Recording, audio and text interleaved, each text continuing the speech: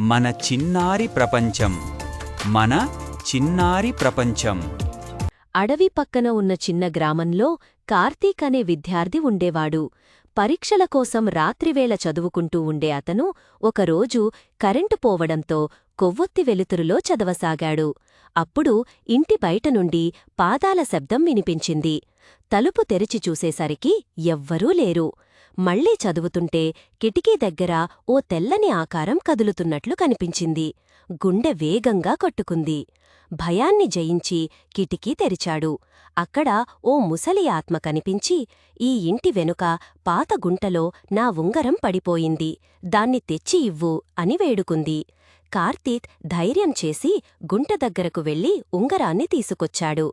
ఆత్మ కళ్లలో కృతజ్ఞత మెరిసి, "నీకు భయం కాదు, ధైర్యమే నిజమైన శక్తి" అని చెప్పి వెలుగులో కలిసిపోయింది. మరుసటి రోజు కార్తీక్ ఆ ఉంగరాన్ని గ్రామ దేవాలయంలో అర్పించాడు. అప్పటినుంచి అతనికి కలల్లో భయాలు రాలేదు. చదువులో మంచి ఫలితాలు వచ్చాయి. ఆ సంఘటన అతనికి ధైర్యం, దయ విలువలు నేర్పింది. గ్రామంలో కూడా ఆ రాత్రి తరువాత విచిత్ర శబ్దాలు ఆగిపోయాయి.